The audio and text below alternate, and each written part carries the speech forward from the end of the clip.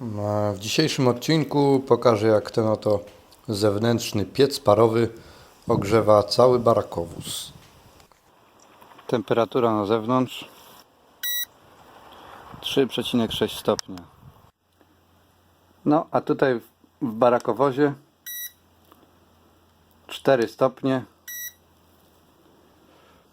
Jeszcze trochę bałaganu jest po imprezie. I proszę bardzo, tutaj rura, pierwszą rurą wrząca para wodna idzie prosto do chłodnicy. W chłodnicy para wodna się skrapla i następnie woda wraca na zewnątrz drugą rurą do butelki. Dobra, zapalamy ognisko.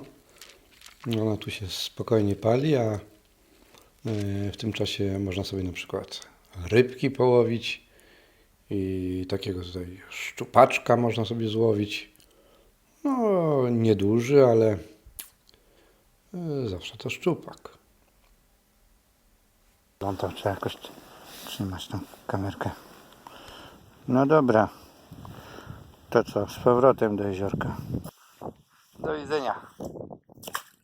Teraz jeszcze dokładnie pokażę. Tą tutaj rurą leci gorąca para wodna do środka, a tą rurą wylotową skroplona para wodna w postaci wody trafia do butelki. W systemie oczywiście otwartym. No, widzę, że już grzejniczek jest ciepły. Zobaczymy temperaturę. 57. Dobra, to w bojlerze woda już się gotuje, a my może jeszcze zdążymy w tym czasie upiec sobie jabłko.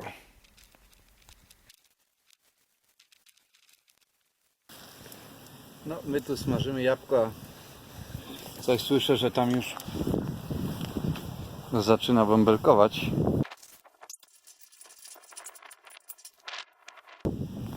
Leci para, ale jeszcze trzeba trochę zaczekać. Tutaj jeszcze zbliżenie na termometr. Widzimy, jak szybko rośnie temperatura. Już widzimy, że troszeczkę wody się zebrało. Ta woda jest cieplutka. Temperatura no, prawie 30 stopni. To oczywiście ona już trochę robi się chłodniejsza w butelce, ale widzimy, że rura ma jeszcze 45 stopni, tak? Prawie 50. I tutaj, o, proszę bardzo, tak to wygląda. Po kropelce, po troszeczku, po troszeczku. No i po pół godzinie mamy jakieś 2 litry wody. Na koniec może szybciutko obliczenie. Ciepło parowania, czyli ciepło skraplania wynosi 2,3 kJ na kilogram wody. Także energia wyzwolona ze skraplania pary wodnej w ciągu godziny to mamy około 10 kJ. Także w przeliczeniu na moc, w naszym przypadku mamy moc na poziomie 2,5 kW. Natomiast większy ogień w piecu, większa chłodnica, można osiągnąć moc nawet powyżej 8 kW.